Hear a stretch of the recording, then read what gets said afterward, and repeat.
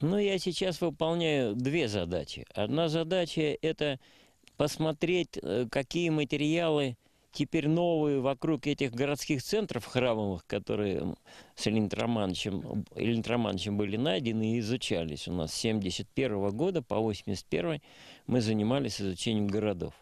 Что, как вы знаете, в хакасской археологии довольно новое было явление. Теперь уже, я думаю, старое явление. И вот я сейчас стараюсь подготовить к публикации вот эти храмы, которые мы прежде всего копали, монументальные здания, которые возводились из необожженного кирпича по определенным канонам.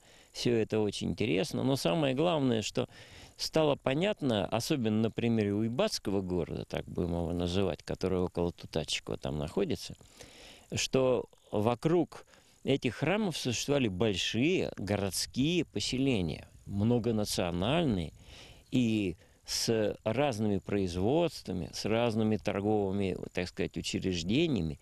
И ведь Уйбатский город интересен тем, что он возник в открытой степи. А вот, например, храм, который самый ранний на станции Ербинская был открыт и изучен, то там, конечно, теперь ясно было подобное же поселение, но ведь там жилой поселок живой, современный. И изучать уже древнее поселение, которое перекрыто нашим, так сказать, жилыми постройками, это же очень сложно, а иногда и невозможно. Поэтому, готовя к публикации храма, я провожу разведку вот возможности обнаружить жилые поселения вокруг Ерминского храма и усилить восприятие, подкрепить археологическое восприятие Уйбатского города. Там очень большое городское поселение, центральная только часть которого спланированная заранее, и город построен по проекту. Примерно километр на километр жилой площади, ну а дальше уже усадьбы шли так. А примерно, если прикинуть, сколько жителей было в таких Ну, поселениях? видите ли, надо получить сначала материал о количестве жилищ, хотя бы такой базовый, который можно было бы распространить. Вот это все и должна решать археологическая разведка. В каких местах устанавливать жилища и так далее. В этом году даже небольшой раскоп, который в разведывательных целях был заложен, показал существование еще одного нового здания из сырцового кирпича.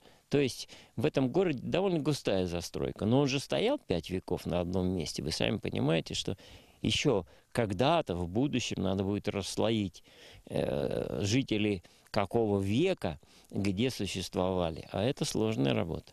Тем более в таких больших масштабах, которые этот город нам предъявляет. Ну, теперь перейдем непосредственно к могильникам. Вот захоронение. Для захоронения вот таких масштабных, как часто характерно для Хакасии и кого хоронили? И, то есть, что для этого требовалось? Какая база была? Но если вы говорите вот о том раннем времени, к которому относится курган, около которого мы с вами беседуем, то эта культура, она существовала в Хакасии не меньше 5 веков. Это культура раннего железного века, это современники европейских скифов, но скифами их называть, как у нас принято, не стоит.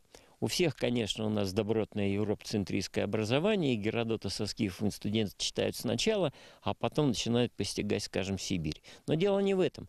Это очень развитая культура. Вы сами понимаете, что если мы возьмем вот это каменное строительство курганов, а оно подчинено определенным строгим правилам, в частности, ориентации по сторонам света. Вы посмотрите, в этой долине, где мы находимся, близко нет добычи камня. И искать каменоломни – это отдельная задача, которая перед археологами пока и не стояла. У нас, к сожалению, через 2,5 года будет 300 лет, как археология в России началась. Она началась с научных раскопок, впервые проведенных около Абакана-Перевоза на территории современной Хакасии. И с тех пор копают и копают курганы. Это создает, во-первых, определенный вид самообмана у археологов, потому что мы изучаем тагарскую культуру или окуневскую культуру. Это не точно. Мы изучаем погребение окуневской культуры и погребение тагарской культуры. Где поселение, где святилище, где места добычи камня, где любые производственные дела и так далее. Все это пока нам предстоит только как задача осмыслить и после этого искать памятники. У нас с эпохи бронзы, во всяком случае, преобладает на территории Хакасии и вообще всей Хакасско-Минусинской котловины наземное, срубное, деревянное домостроительство. И те дома, которые мы иногда называем юртами хакасские, агасып, вот, из дерева срубленные, многоугольные, они существуют с 1 века до нашей эры. И, соответственно, вы понимаете, что от деревянных построек, ну, внешних признаков не остается. Что останется от войлочной юрты, думали археологи предшествующих поколений, и поэтому не искали поселений. Что остается от русской избы, скажите мне, пожалуйста. Ну, примерно такое же ровное поле. Но археологи, которые изучают Древнюю Русь, они знают, что стояли деревни, выработали прекрасные методики, и на любой зеленой лужайке они находят древнерусские деревни.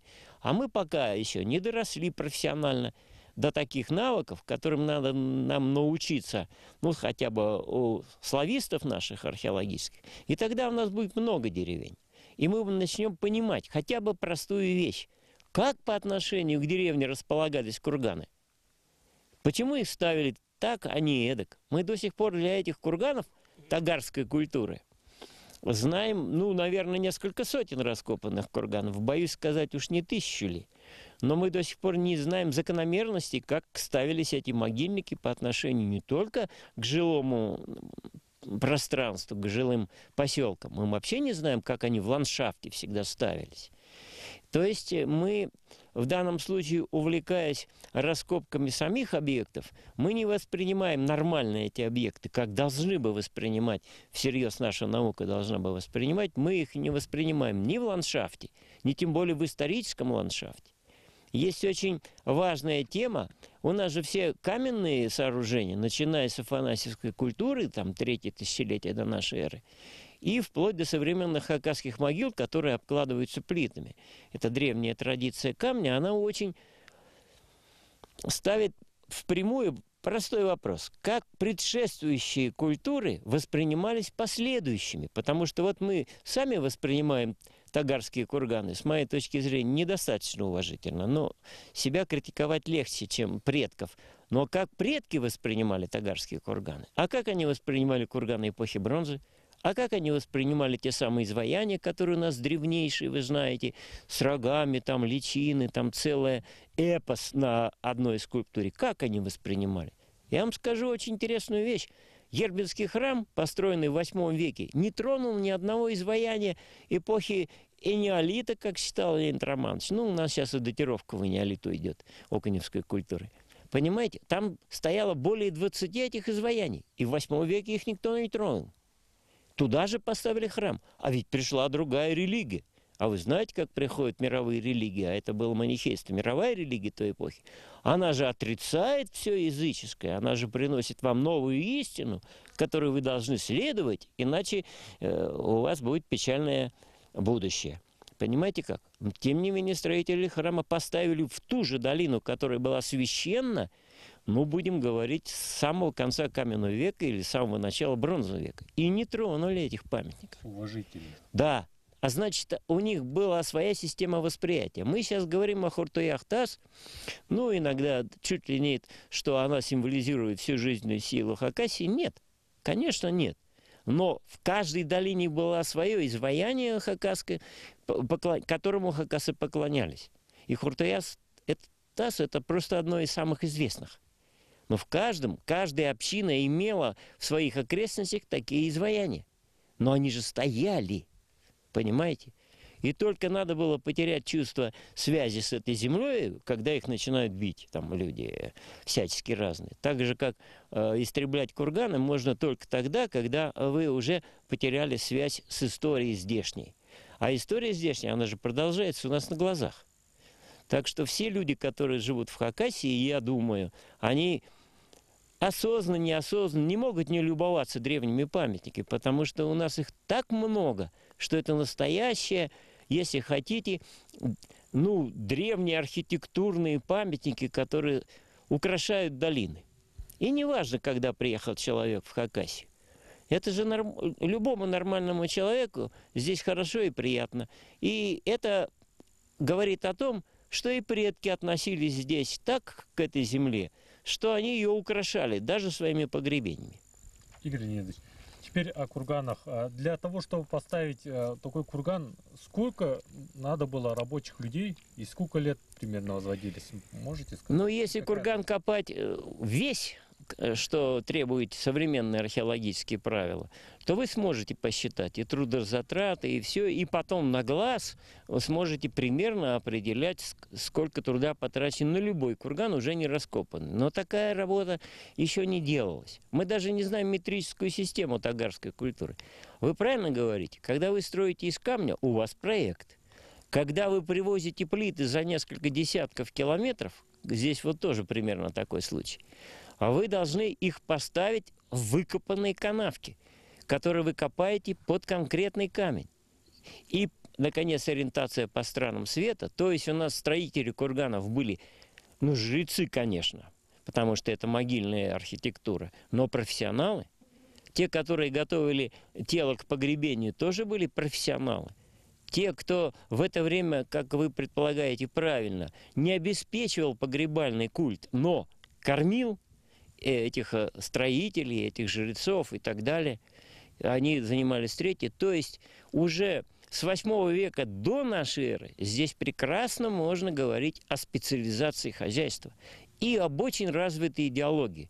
Вот вам пример того, что у нас, какие бывают ошибки, когда мы говорим, что шаманизм – это высшее духовное достижение хакасов и этой земли. Ошибка. Какую религию несли эти жрецы, многочисленные не только по составу, но и многочисленные по операциям, специализирующиеся, которые они делали, мумии, например, гипсовые портреты людей. А разве мы знаем те гимны, которые они пели, когда захоранивали? Или когда они готовили мумию? Никто в семье не готовил умершего так, как мы видим. Это работа профессионалов.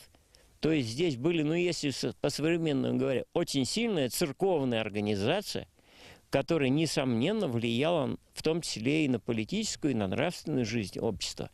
А мы, даже археологи, которые всю жизнь кладут на то, чтобы возвысить предков, невольно их принижают. Ну ничего, это болезнь левизны, детская болезнь, она проходит.